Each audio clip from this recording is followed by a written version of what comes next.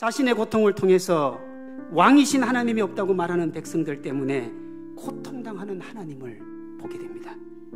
그녀의 눈에서 흐르는 눈물과 비교할 수 없는 하나님의 눈물을 봤어요. 그녀의 애타함에 비할 수 없는 하나님의 애타하심을 봤어요. 그래서 기도하는 거예요. 하나님, 제게 아들을 주세요. 제가 그 아들을 하나님의 영광이 되도록 잘 키울게요. 기도 후에 한나의 문제가 해결된 게 아니에요. 그녀가 그토록 원하는 자식이 생긴 것도 아닙니다.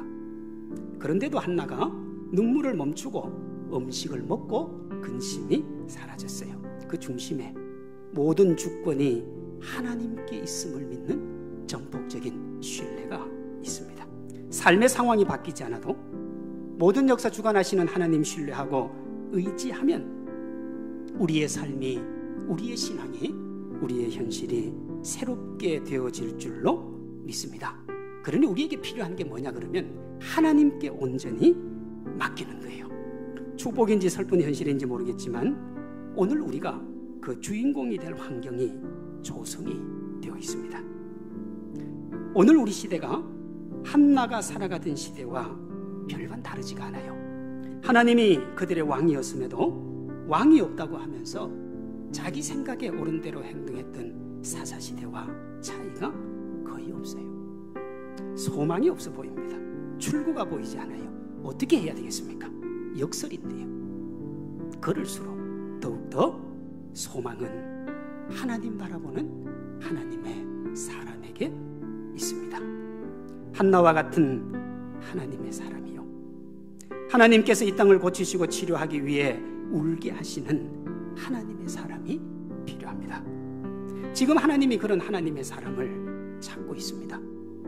이 땅에 참된 부흥과 회복을 위해 눈물 흘릴 만한 한나와 같은 하나님의 사람을 찾고 계시는 거예요. 우리 가운데 하나님의 꿈 때문에 눈물 흘리는 하나님의 사람들이 많아지기를 소망합니다.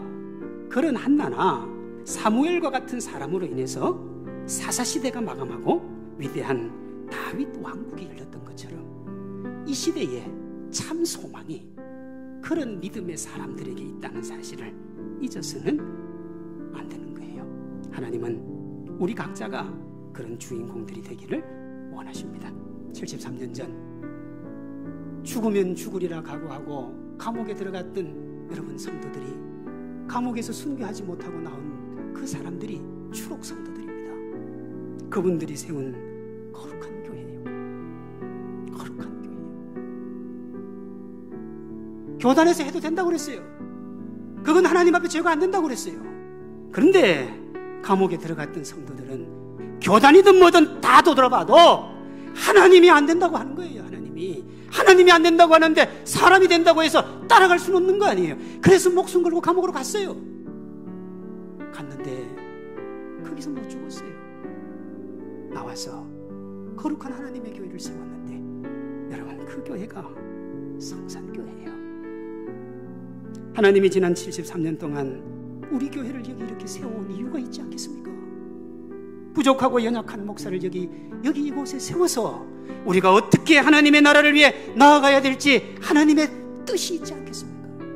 저는 믿습니다. 하나님이 이 땅 이 마지막 때에 우리 성산교회를 귀하게 쓰실 줄로 믿습니다.